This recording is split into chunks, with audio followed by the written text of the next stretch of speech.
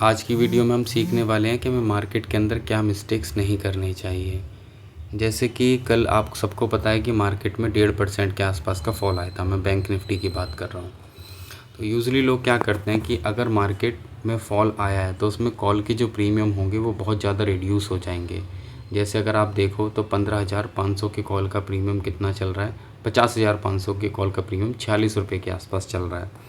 तो लोग क्या करेंगे, इसके 4 लॉट बाय कर लेंगे। अगर इनकेस अगर इसके 4 लॉट बाय भी करोगे तो हद से अधिक कितने का आएगा, 4600 रुपये के आ जाएंगे। नहीं सॉरी, 4600 के नहीं, 60 रुपये के हिसाब से 2,500 रुपये के आसपास मान लेते हैं। तो ये आपके आ जाएंगे। बट ये मिस्टेक कभी नहीं करनी चाहिए। क्यों? क्योंकि 46 का अगर आप इसको बाय कर रहे हो ना 50,500 की कॉल का, तो इसका मतलब ये कि मार्केट जब 50,546 रुपये पर अगर मार्केट क्लोज़ होती है तब भी आपको प्रॉफिट ज़ीरो होगा। उसके ऊपर जितना मार्केट जाएगा ना उतने में आपको प्रॉफिट होगा।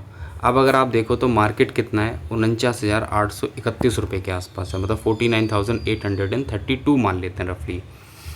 अब अगर आपको ये चाहिए कि मुझे 100 पॉइंट का प्रॉफिट हो जाए, तो 100 पॉइंट का प्रॉफिट होने के लिए कम से कम मार्केट को जाना पड़ेगा 50,650 के आसपास। अब हम देख लेते हैं कैलकुलेटर में कि 50,650 और अभी करंट में मार्केट कितना है, 49,832 -1 मल्टीप्लाई बाय 100। मार्केट को ऑलमोस्ट 1.64% ट्रैवल करना पड़ेगा, तब कहीं जाके आपको प्रॉफिट होगा, 100 पॉइंट्स का प्रॉफिट होगा।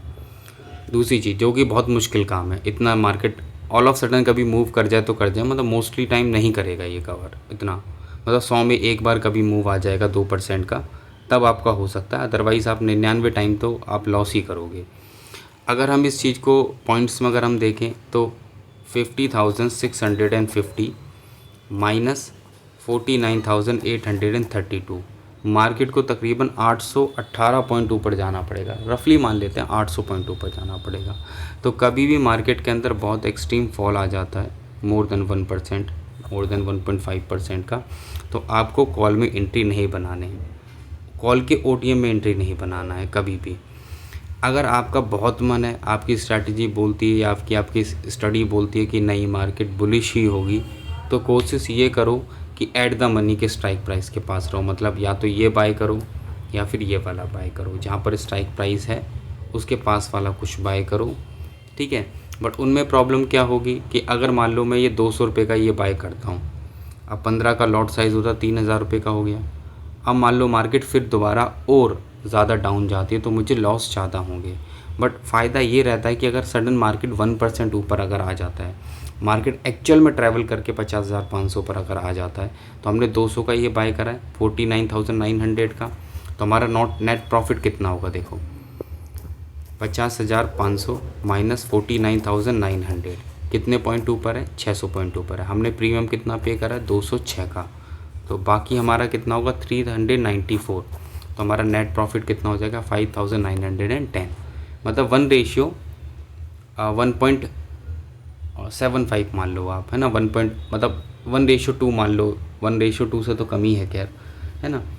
तो कभी भी मार्केट में अगर फॉल आता है तो ओटीएम बाय नहीं करना है, डीप ओटीएम जो चले जाते हैं। सेम इसी तरीके से मार्केट में अगर बहुत ज़्यादा राइस आ जाता है तो आपको पुट में नहीं घुसना है। सेकंड चीज़, अगर आपको एक्चुअल में पैसा बनाना है तो आप अवॉइड करो कि आप BTST लेकर छोड़ो, कभी भी बाई साइड में तो कभी मत करो। सेल में तो एक बार को मैं बोल दूंगा कि कर लो, अगर आपका दोनों तरफ से तो आप कर लो। अगर सिंगल साइड में अगर आपने पोजीशन ले रखी है तो बहुत प्रैक्टिस हो तभी करना, अदरवाइज़ कभी BTST के अंदर मत जाओ, कभी भी नहीं। वो मोस्टली टाइम आपको लॉस ही देगा, प्रॉफिट बहुत कम होगा। ओवरनाइट डिके की वैल्यू जो होती है वो प्रीमियम जब मार्केट ओपन होती है फ्लैट, तो 10 to 15% तो तभी वाइप आउट हो जाता है। 400 रुपये का आपने प्रीमियम ले रखा होगा, जब मार्केट ओपन होगी, फ्लैट अगर ओपन होगी तो वो 360 रुपये आपको दिखाएगा। 10%, 8%, किसी किसी केस में 12% भी हो जाता है। जैसे सैटरडे और संडे में जब ऑफ रहता है, मंडे को मार्केट ओपन होता है और एकदम फ्लैट ओपन हो जाए, चाहे कैसा भी हो के बंद हुआ हो, मार्केट बुलिश हो के बंद हुआ हो, बेयरिश हो के बंद हुआ हो, मुझे उससे मतलब नहीं। बट 2 दिन का गैप हो गया, बट मार्केट उसका फ्लैट ओपन हुआ, 10% कैपिटल वाइप आउट। अब ये समझ लो कि 400 का अगर आपने बाय करा था, चाहे वो कॉल हो चाहे वो पुट हो, वो 360 का ओपन होगा। अब उसको 11% मूव करना पड़ेगा, तब तो जाके वो CTC आएगा, कॉस्ट टू कॉस्ट आपके आएगा। उसके बाद अगर मूवमेंट आपके अगेंस्ट आ गया तो वो और एक्स्ट्रा लॉस आपको देगा। 10% तो हो गया, 20-25% वो एक्स्ट्रा देगा, तो 25% कैपिटल का ऐसे ही चला जाएगा। बट अगर आप सेलिंग साइड पर हो, एक बार को मार्केट आपके फेवर में ना खुला, अगेंस्ट खुला तो लॉस होगा, वो तो हम मानते हैं। बट अगर इन केस अगर आपके फेवर में नहीं आया, बट मार्केट अगर फ्लैट भी ओपन हो गया, तो वो 10% आपकी जेब में जाएगा। तो इन सब चीज़ों पर ध्यान रखना आप। बाकी मैं कुछ वीडियोज़ और बनाता रहूँगा, समझा दूँगा, और आने वाले टाइम पे और वीडियोज़ भी आएंगे, तो कनेक्टेड रहें आप लोग। Thank you.